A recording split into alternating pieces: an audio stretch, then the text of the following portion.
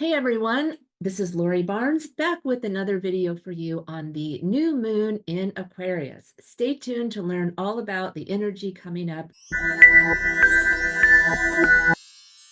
The new moon is in the sign of Aquarius. It's happening this Wednesday, January 29th. If you're in the US on the West Coast, it'll be early in the morning, 4:37 a.m. If you're on the East Coast of the US, it'll be 7:37 a.m. And if you're in Rome, Italy, where I'm broadcasting from, it'll be in the afternoon at 1:37 p.m.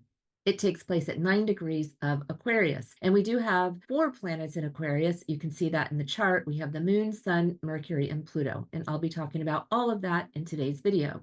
So let's talk about Aquarius. What is Aquarius all about? It is an air sign, sometimes misunderstood to be a water sign, but it is an air sign. Some of the key words that go with Aquarius are clever, imaginative, innovative, inventive, and progressive. It is an air sign, so there's always a social quality to air signs. And for Aquarius in particular, the air sign is about social change. It's a fixed air sign. It has social and dynamic energy that blends with constancy and perseverance. Fixed signs always have that stubborn quality to them. The expression tends to be more logical and distant and focused as compared to the other air signs, Libra and Gemini. Every single sign has a shadow side or some challenges when a planet is expressing through that sign. So some of the challenges associated with Aquarius are to be aloof and detached, idealistic and inflexible. Aquarius is a sign that can become stuck on idealism. This is where it gets that rebellious nature, because when this sign is very stuck on an ideal, it can actually become rebellious because it really sticks to that. It stubbornly sticks to that ideal. The psychological need of Aquarius is to innovate, to be original, and create social change. That is why this sign is known to be very independent. It walks to the beat of its own drum. The archetypes associated with Aquarius are the visionary, the rebel,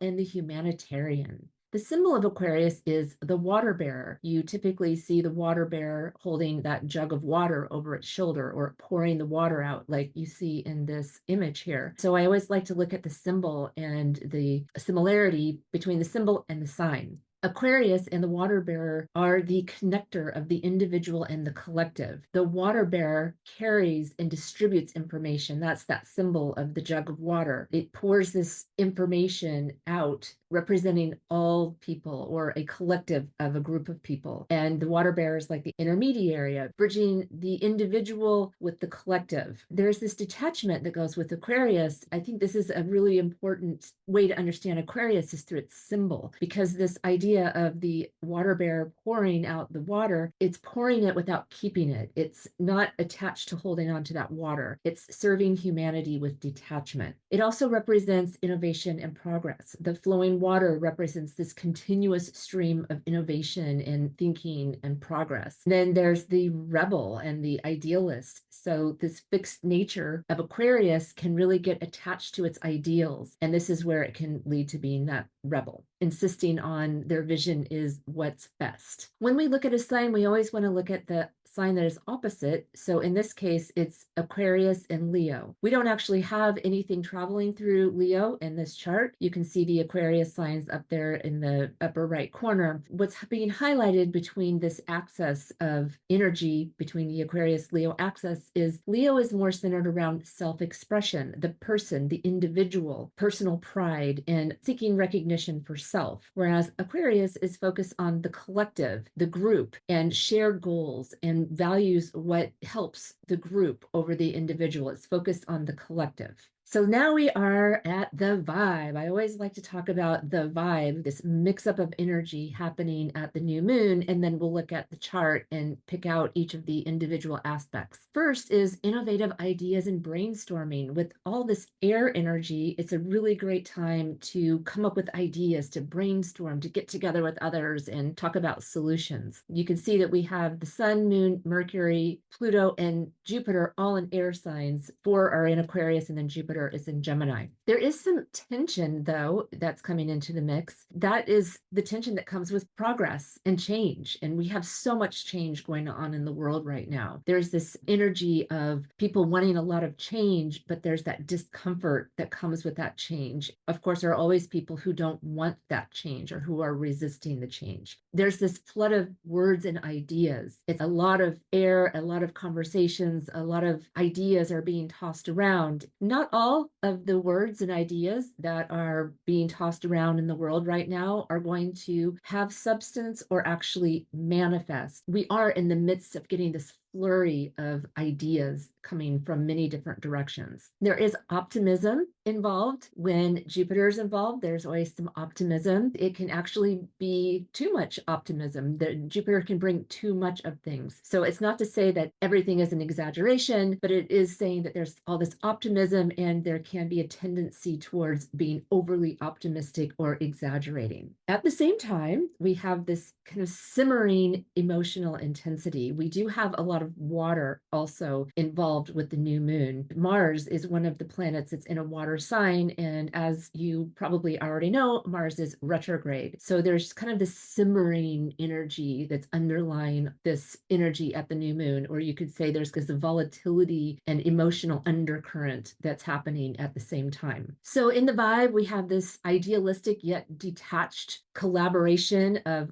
ideas, like a lot of people collaborating, a lot of people talking about ideas. That's where it is in this idea stage, where lots of stuff is getting thrown out there, but not everything is going to manifest. So keep that in mind. I mean, it is a really good time to brainstorm. It's like those word association types of activities that you could get involved in, or you can have one of those brainstorming sessions where you have all these different colored post-it notes and you're writing all these things down. And the next thing you know, the whole wall is covered with ideas and post-it notes. Of course, you can do that virtually as well, but I've done it before where it's really fun when you see like all these post-it notes on the wall of these ideas. And of course, not everything is going to get acted on. It's more about getting all of the ideas out there. That's a really good way to look at this upcoming new moon, is just getting all these ideas out there. Later on, you can start picking it apart and deciding what you're going to take action on and what was a good idea at the time, but it's not something to move on right now. With that Mars retrograde, there's also the potential for physical fatigue, indirect action, because Mars is in Cancer, and you just want to monitor your pace and your energy levels. There are also potentials for unpredictable shifts. That is because Uranus is involved. It could be like you're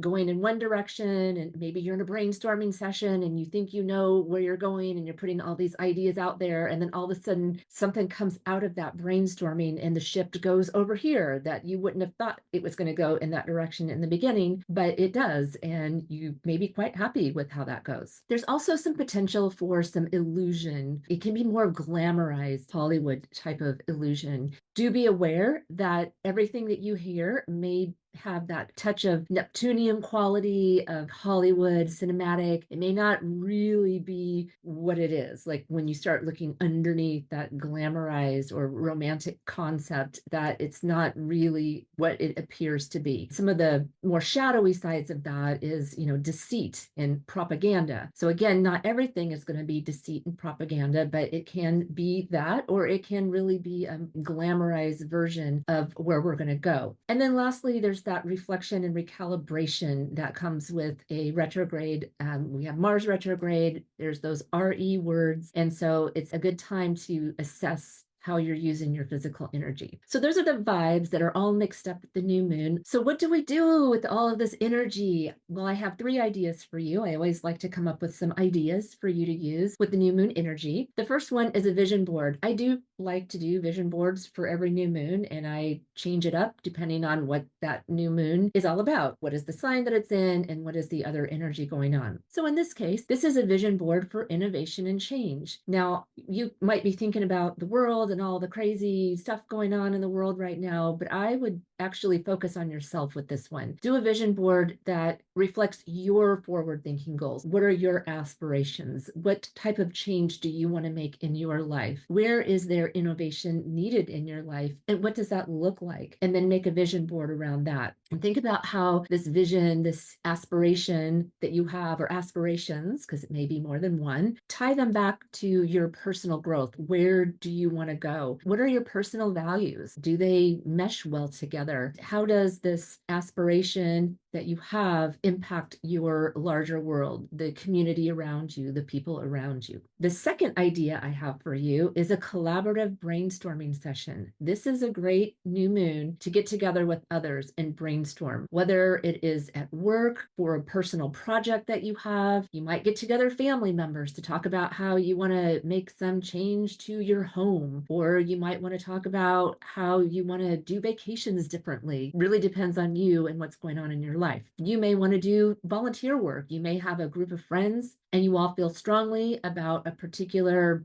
topic, about some social change or reform that you want to be involved in, and you decide as a group to do something together, whether you go volunteer for another organization or you create something yourself that you go and you do as a group. That would be a really great way to use the new moon. And then the third thing is a emotional energy release. We do have a lot of water in addition to a lot of air at this new moon, and we have that Mars retrograde in a water sign. And that's kind of like stirring up those emotional undercurrents. So I suggest that you do something physical with your body to help release pressure, because there may be some pent up energy that you're holding in your body. And if you hold it too long, that pressure can just build, build, build, and then it explodes out. Of course, this is a longer trend. We've had Mars retrograde since December, and it's going to be retrograde until the end of February. So think about how you might be holding and carrying stress and tension in your body and do something to release that. I would say that would be something physical to release it, not mental. There is a lot of mental energy happening, but I'm talking about holding that physical tension in your body. So what does that look like for you? Is it going for a walk? Is it doing yoga? Is it sitting by the beach and making a sandcastle? Is it dancing to your favorite music at home? Whatever it is that can release some of that tension and pressure that you might be carrying around in your body is a great thing for you to do. Okay, so now let's look at the chart. This is the chart of the new moon without houses, because location really will dictate where these planets fall for your location and in your personal natal chart. So what we're really looking at here is the planets in the signs and the relationships they're making to each other by aspect. The first aspect is always that conjunction, because a new moon means that the moon and the sun are together in the same degree of the same sign, which is Aquarius, 9 degrees of Aquarius. You can see that over there in circled in red in the chart. So what is this conjunction all about? Well, it's bringing that Aquarius energy to the forefront, that idealism and the resolve to stand firm in belief systems, because this is Aquarius, a fixed sign, an air sign. It's got that mental and social quality. So there is this idea of having this steadfast dedication to ideals and a need or desire to innovate, to change, to bring progress. As we're already seeing that this idea of the fixed sign holding on to your ideas, and somebody else or other groups may have different ideas that they're holding on to. So these different belief systems can clash, can inspire progress, but it can also clash. And it usually takes both to get that change going. So we will see that the different perspectives on change, we are seeing that in the world. This could also come to you locally in your life, where you are encountering different ideas and having conversations around that, probably running into some resistance. You're going to eventually talk to somebody who doesn't hold the same belief system as you, and that can be a highlight of what happens at the new moon.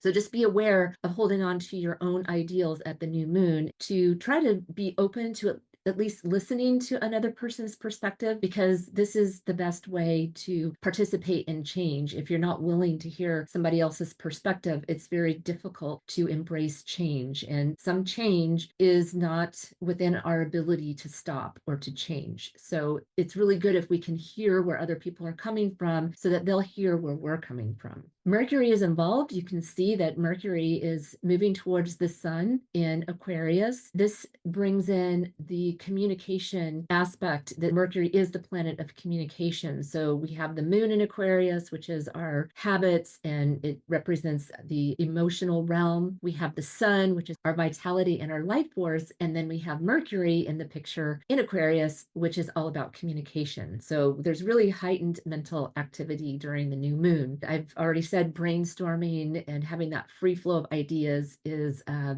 good thing to do. We also want to recognize one of the archetypes of Mercury is the trickster. And because Mercury rules Gemini and we have Jupiter over there in Gemini in a pretty tight trine, there's this easy flow of energy between these planets. So you just want to be aware that some of that trickster energy is probably going to be at play. Jupiter can be very dogmatic about its vision and its ideals. Just be aware that there's going to probably be a lot of words flying around and not everything may be honest. So fact check everything. That's the best thing that I can share with you. So I did mention already this trine that air signs have with Jupiter. There's this optimism and expansive thinking. There's opportunities to connect and explore, find new solutions. And along with that comes the potential for more misinformation, more exaggeration, and words that carry little substance. So just be aware of that. Look underneath the hood of what's being said. Fact check.